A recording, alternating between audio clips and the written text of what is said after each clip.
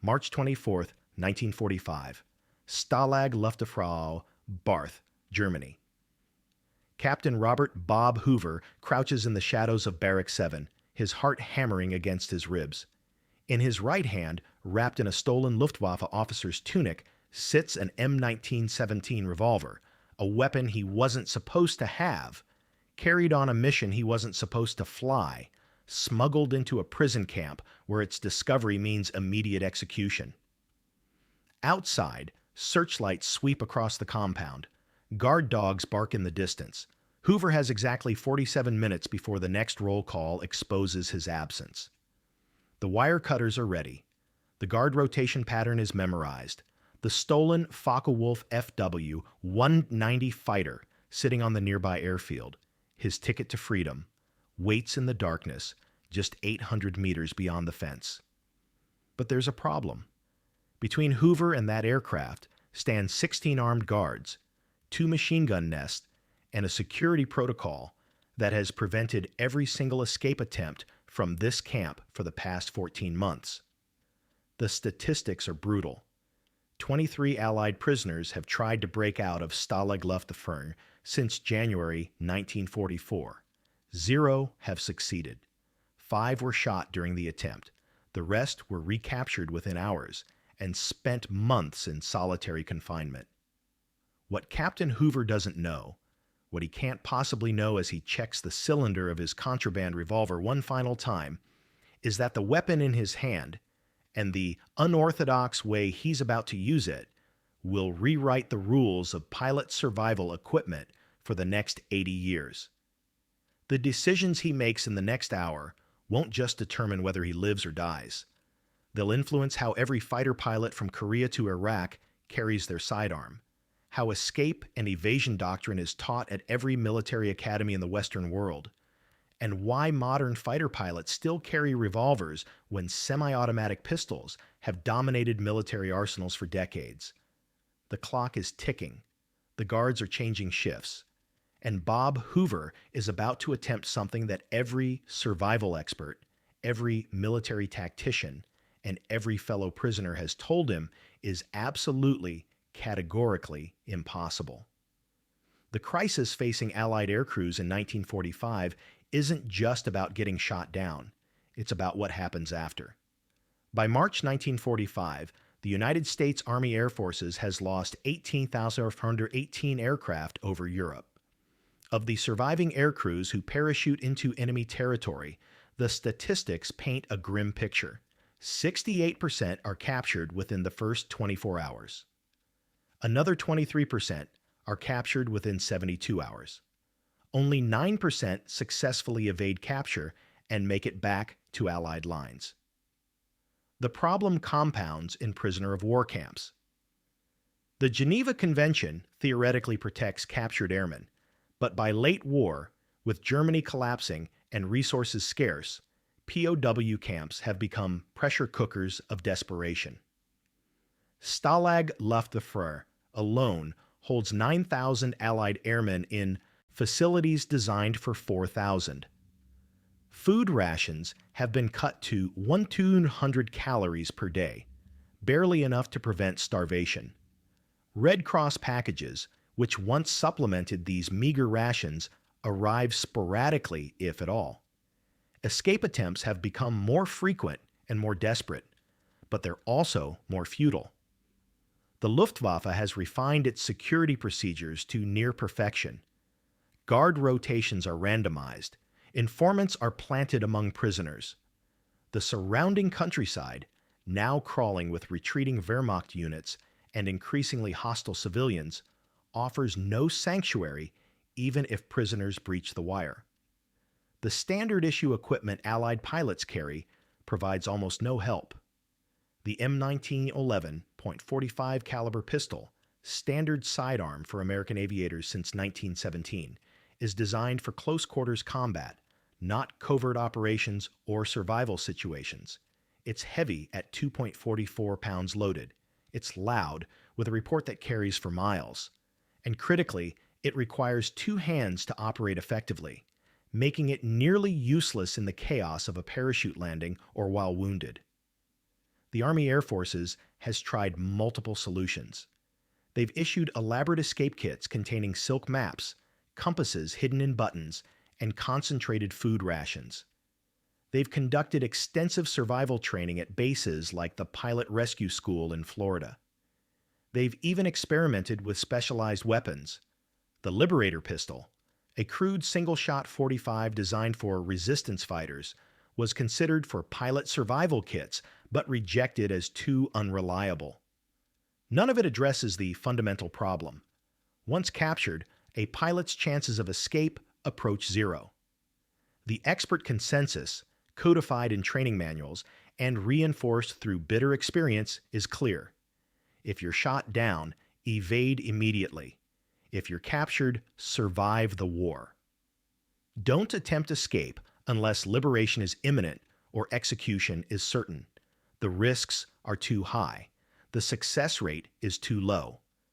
But this consensus has never sat well with certain pilots, men like Bob Hoover. The stakes couldn't be higher. As Soviet forces close from the east and Allied armies advance from the west, Germany's collapse seems inevitable. But that inevitability brings new dangers. Rumors circulate through the camp of SS units executing prisoners to prevent their liberation. Other camps have been evacuated on brutal forced marches where hundreds died of exposure and starvation. And as Germany fragments into chaos, the thin protections of the Geneva Convention seem increasingly meaningless. For pilots like Hoover, waiting for liberation has become a gamble with their lives. Robert Anderson Hoover doesn't fit the profile of a revolutionary thinker. Born January 24, 1922, in Nashville, Tennessee, he's the son of a grocery store manager. No military pedigree, no engineering degree, no formal weapons training beyond basic flight school instruction. What Hoover does have is 5,000 hours of stick time and an almost supernatural feel for aircraft. He'd soloed at age 15, lying about his age to get lessons at Berry Field. By the time he enlisted in the Army Air Forces in 1940, he could fly circles around most of his instructors. His personnel file notes exceptional natural ability, but also tendency toward unauthorized improvisation. That improvisation got him assigned to test pilot duty at Wright Field in Dayton, Ohio, in 1943. While other pilots flew by the manual, Hoover experimented. He tested aircraft at angles of attack the engineers said were impossible. He recovered from spins other pilots declared unrecoverable. He pushed every aircraft to its absolute limits, and then pushed a little further. His job involved testing captured enemy aircraft, including German fighters. This gave Hoover intimate knowledge of Luftwaffe equipment, procedures, and, critically, psychology. He studied how German pilots thought, how they trained, how they reacted under stress. Then came February 9, 1944.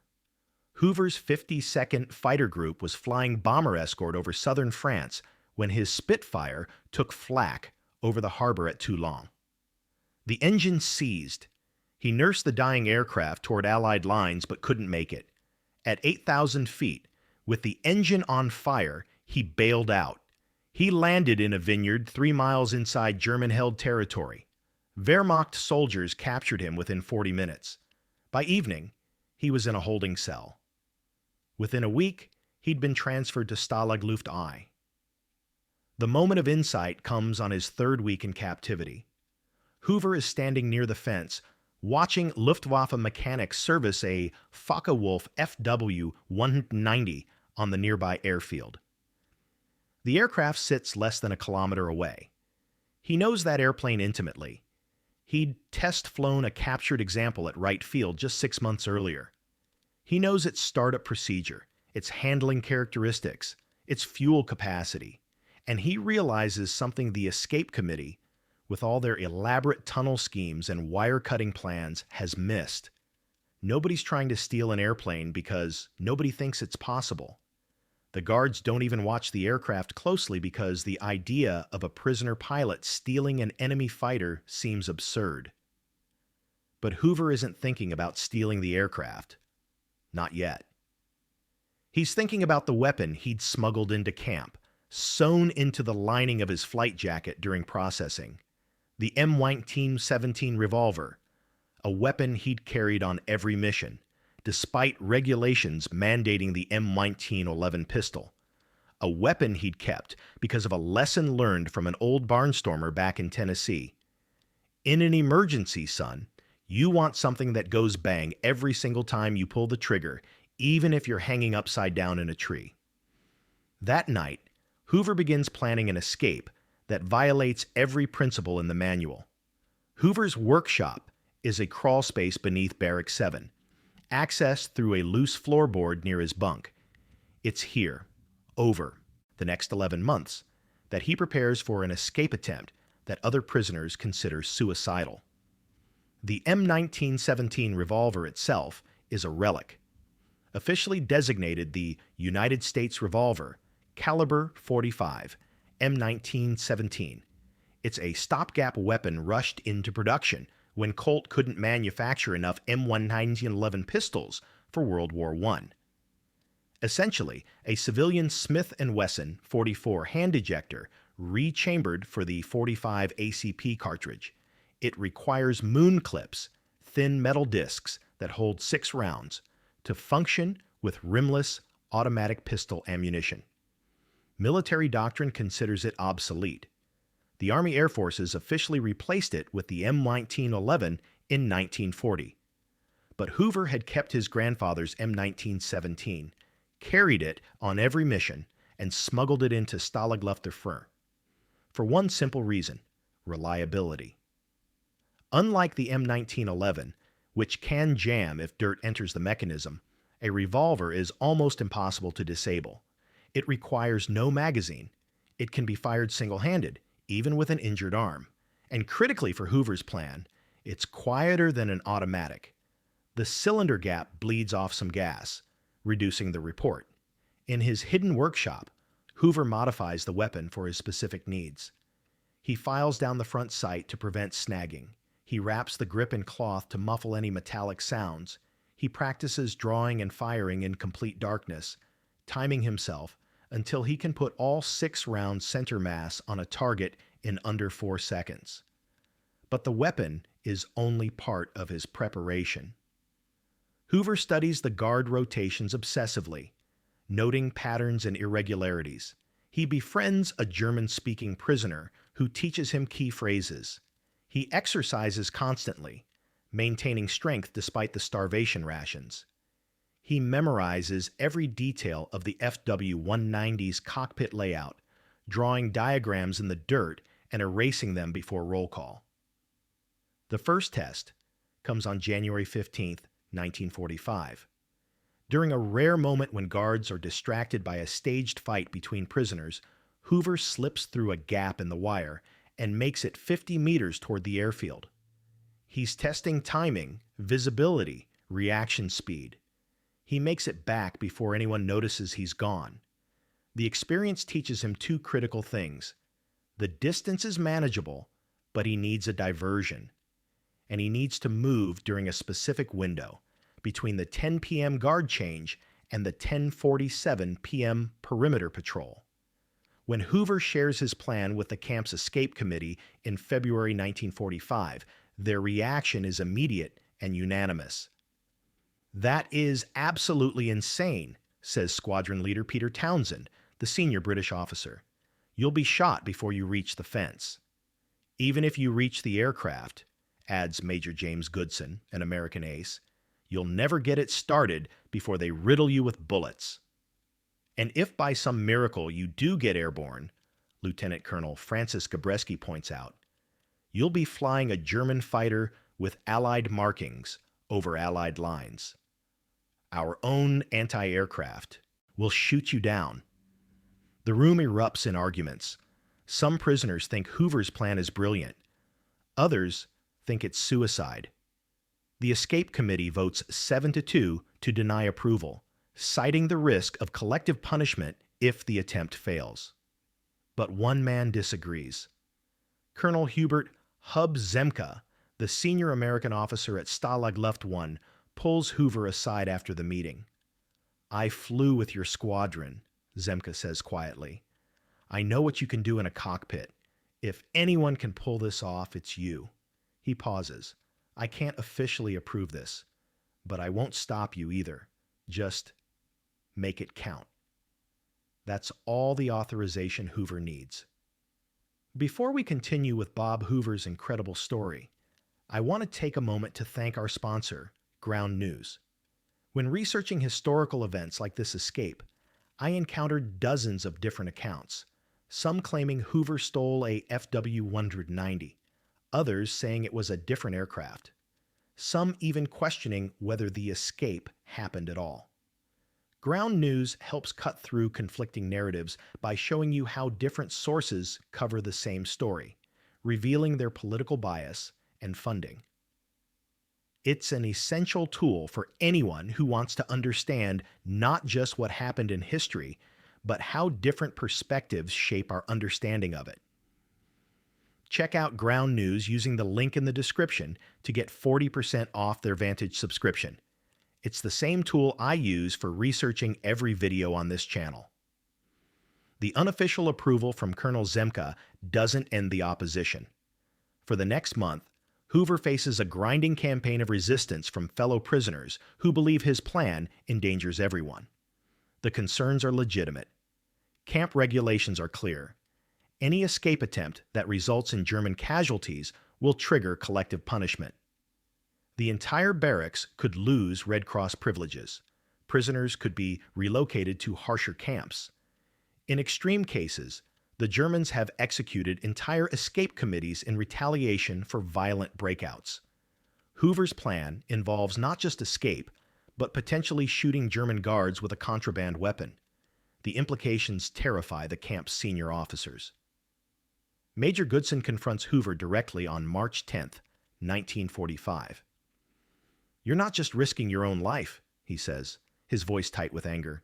"You're risking every man in this camp. If you shoot a guard, they'll line us up against a wall." "I'm not planning to shoot anyone," Hoover replies. "The weapon is for emergencies only." "The entire plan is an emergency," Goodson shoots back. The confrontation draws a crowd. Soon, 30 prisoners are crammed into the barracks, arguing over Hoover's scheme. Lieutenant William Ashe, a Canadian pilot who's attempted 3 previous escapes, supports Hoover. "We've been sitting here for months waiting for liberation," Ashe says. "Meanwhile, camps to the east are being evacuated on death marches. If we wait too long, we might not survive to be liberated." But squadron leader Roger Bushell, transferred from Stalag Luft III after the Great Escape, offers a sobering counterpoint. 76 of us escaped from Stalag Luft III, he says quietly. The Gestapo executed 50 of them.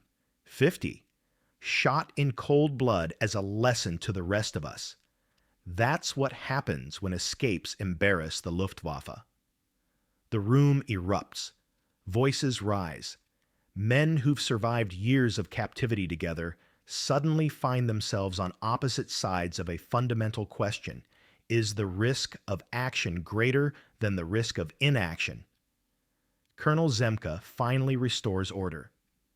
"Gentlemen," he says, his voice cutting through the chaos, "we are not the Gestapo's prisoners. We are Luftwaffe prisoners. The camp commandant, Oberst von Warnstedt, has followed the Geneva Convention to the letter. He's not going to execute prisoners over a single escape attempt." "You're betting our lives on that assumption," Goodson says. "I'm betting our lives that the war will be over in weeks," Zemka replies. "The Russians are 60 miles east. The British are pushing across the Rhine. Germany is collapsing. The question isn't whether we'll be liberated. It's whether we'll survive the chaos of Germany's collapse. If Captain Hoover can escape now, he can report our location to Allied command. He can ensure we're not forgotten in the confusion. He can potentially save every man in this camp." The argument shifts. Suddenly, Hoover's escape isn't just about one pilot's freedom. It's about intelligence. about ensuring Allied forces know where 9,000 prisoners are located as the front lines dissolve into chaos. Zemke makes his decision. Captain Hoover, you have my unofficial, off-the-record, completely deniable approval to proceed. If you're caught, I'll deny I knew anything about it. If you succeed, you'll report our exact location, our condition, and the security situation to the first Allied command you reach. Understood? Yes, sir, Hoover replies. One more thing, Zemke adds. That revolver. If you have to use it, you use it. Don't let anyone tell you that saving your own life isn't worth the risk. We've already lost too many good men. I won't lose another if I can help it. The approval is given. The plan is set. Now comes the hardest part, waiting for the right moment. That moment arrives on March 24th, 1945. March 24th, 1945, 9:47 p.m. The Soviet artillery barrage that's been rumbling in the distance for 3 days suddenly intensifies. Shells are landing close enough that the windows in Barrack 7 rattle with each impact. The guards are nervous, distracted, looking east toward the approaching Red Army instead of watching the prisoners. Hoover recognizes the opportunity. He signals to Lieutenant Ash, who's agreed to create a diversion. At 9:52 p.m., Ash starts a loud argument with another prisoner near the eastern fence, drawing guards away from the western perimeter. Hoover moves. He's wearing a stolen Luftwaffe mechanic's coverall over his prison uniform. The M1917 Revolver is tucked into his waistband, hidden under the coverall. He's carrying wire cutters, a compass, and a silk map. In his pocket is a small metal file. If he reaches the aircraft but can't start it, he'll sabotage it instead. At least then, the Germans lose a fighter. The gap in the wire is exactly where the Escape Committee's reconnaissance said it would be, a section where the fence doesn't quite reach the ground, hidden by shadows from the guard tower. Hoover slides through, the wire catching on his coverall. For one heart-stopping moment, he's stuck. Then the fabric tears, and he's free. 800 meters. That's all that separates him from the aircraft. But it's 800 meters of open ground illuminated by searchlights, patrolled by guards with dogs. Hoover moves in short sprints, timing his movement to the searchlight rotations. 50 meters. Stop. Wait. 50 more meters. Stop. The revolver digs into his ribs with each movement. At 10:03 p.m., a guard dog catches his scent. Hoover hears it barking, hears the handler shouting. He has seconds to make a decision. Run for the aircraft or return to the wire.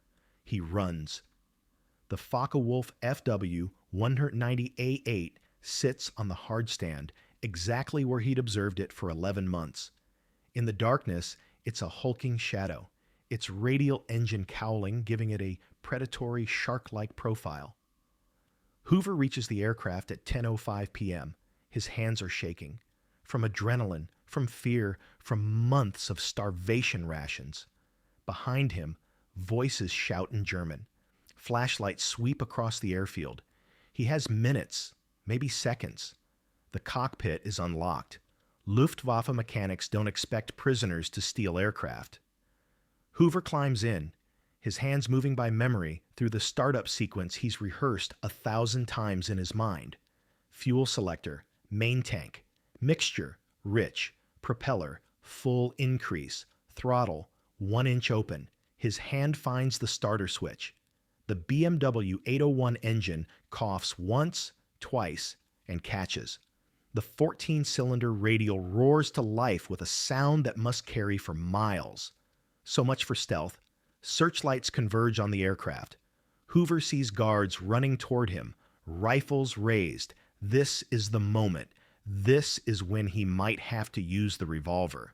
But he doesn't draw it. Instead, he shoves the throttle forward. The FW-190 lurches ahead, not yet fast enough to fly, but fast enough to be dangerous to anyone standing in its path.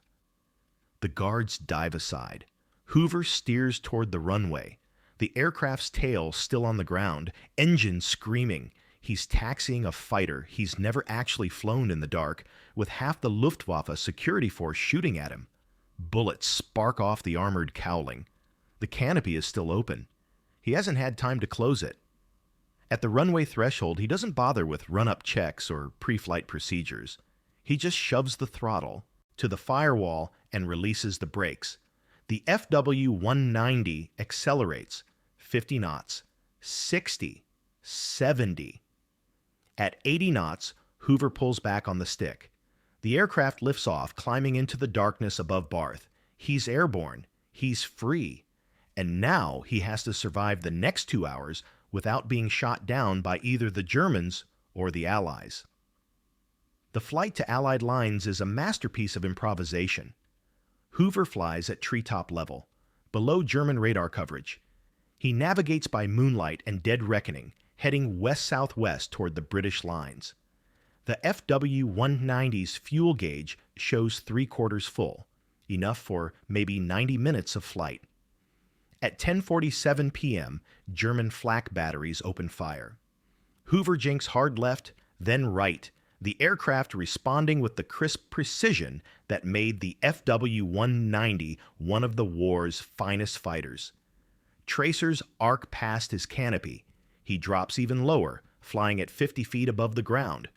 The real danger comes at 11:23 p.m. when he crosses into Allied-controlled territory. British anti-aircraft crews see a German fighter approaching at low level and do exactly what they're trained to do. They shoot at it. Hoover has seconds to identify himself before a Bofors 40mm gun tears his aircraft apart. He doesn't have flares. He doesn't have radio codes. What he does have is the M1917 Revolver. He fires 3 shots straight up through the open canopy. The universal signal for "I'm friendly, don't shoot." The distinctive sound of revolver fire, different from any aircraft weapon, gives the AA crews just enough pause. Hoover rocks his wings violently, the international signal of surrender or distress. The firing stops. Hoover spots a British airfield, RAF Coltishall, and makes an approach that would horrify any flight instructor. He's too fast, too high, and he's never landed an FW-190 before. The aircraft touches down hard, bounces, touches down again. He stands on the brakes. The fighter slews sideways and finally stops 50 feet from the end of the runway. British soldiers surround the aircraft, weapons raised. Hoover climbs out, hands up, and says the first thing that comes to mind. "I'm an American pilot. I just escaped from Stalag Luft I, and I really need to report our camp's location before the Russians get there." The impact of Hoover's escape extends far beyond his personal freedom. Within 6 hours of his landing at RAF Coltishall, Allied intelligence has the exact coordinates of Stalag Luft I, updated information on prisoner conditions, and critical intelligence about German troop movements in the area. When Soviet forces reach Barth on May 1, 1945, they find the camp intact, its prisoners alive, because Allied command knew exactly where they were and had negotiated their protection. Before we continue with the aftermath of this incredible escape, I want to ask you to hit that subscribe button. This channel exists because viewers like you want to hear these untold stories of courage and innovation. We're approaching 500,000 subscribers, and every single one of you makes it possible to research and produce these documentaries. If you've enjoyed this story, consider supporting the channel on Patreon. Link in the description. Your support directly funds the research that makes these deep dives possible. Now, let's talk about what happened after Hoover landed that stolen FW-190. The interrogation at RAF Coltishall lasts 3 hours. British intelligence officers are initially skeptical. The idea of a prisoner stealing an enemy fighter seems too fantastic to believe. But Hoover's knowledge of Stalag Luft I's layout, His detailed intelligence about German dispositions and the physical evidence of his 11-month imprisonment convinced them. Within 24 hours, Hoover is debriefed by American intelligence in London. The information he provides helps shape the final weeks of the European war. His report on conditions at Stalag Luft I triggers immediate diplomatic pressure through neutral channels to ensure the camp's protection as Soviet forces approach. But it's what happens next that transforms Hoover's escape from a remarkable personal achievement into a case study that reshapes military doctrine. Army Air Force's investigators want to know everything about how he survived, how he evaded, how he executed the escape. And they keep coming back to one detail: the M1917 Revolver. "Why did you carry a revolver instead of the standard issue M1911? Asks Colonel William Kepner, commander of 8 Fighter Command. "Because it works," Hoover replies simply. "In an emergency, when you're hanging in a parachute harness, or you're wounded, or your hands are shaking from adrenaline, you need something that goes bang every single time. A revolver doesn't jam. It doesn't require a magazine. You can fire it with one hand, and that reliability saved my life." The interrogation report, classified secret and circulated among senior Air Force's leadership, sparks an intense debate about pilot survival equipment.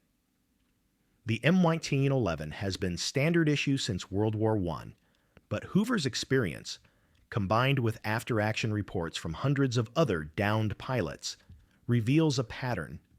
In survival situations, reliability matters more than magazine capacity or stopping power.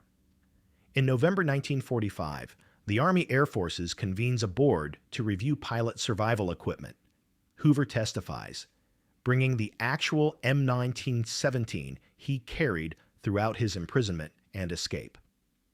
The board's final report, issued in January 1946, recommends that pilots be given the option of carrying revolvers instead of automatic pistols for survival purposes.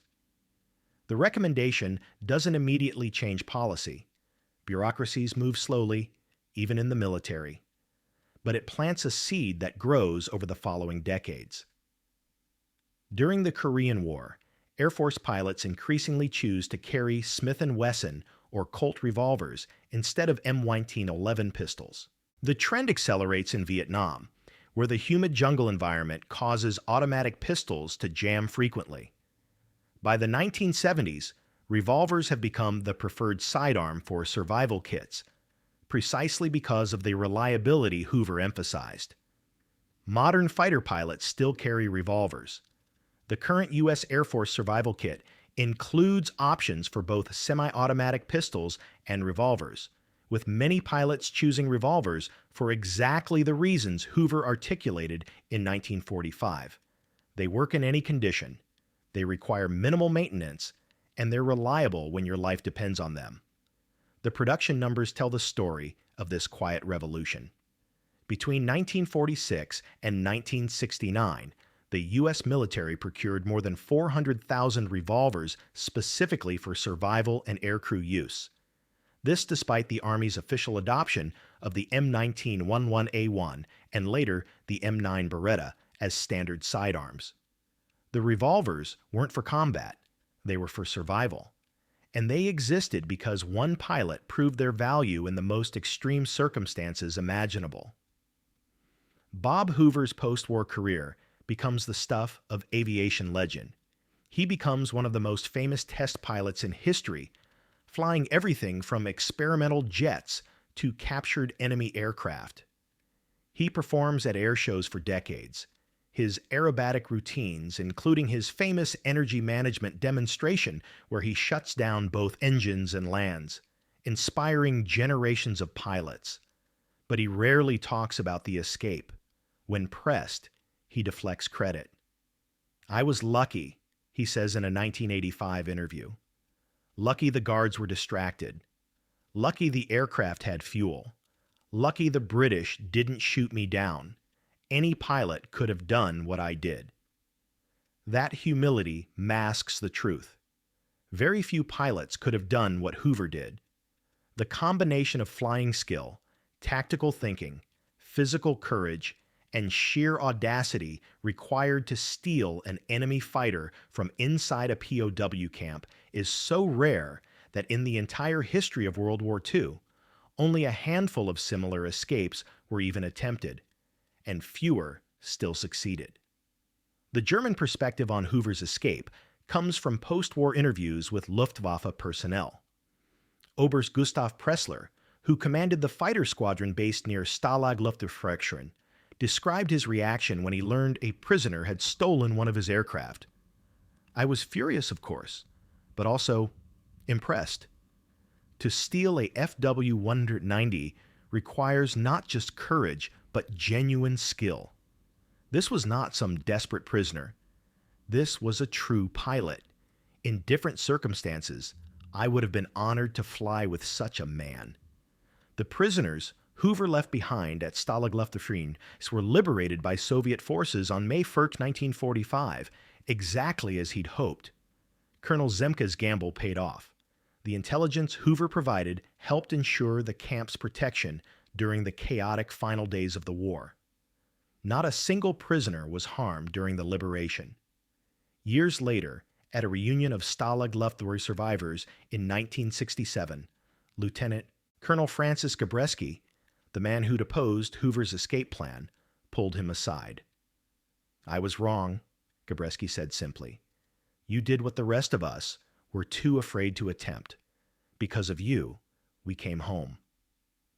The moral lesson of Bob Hoover's escape isn't about weapons or tactics or even courage, though all three played crucial roles. It's about the value of unconventional thinking in impossible situations. Every expert told Hoover his plan wouldn't work. The escape committee said it was too dangerous. Fellow prisoners said it was impossible. Military doctrine said revolvers were obsolete.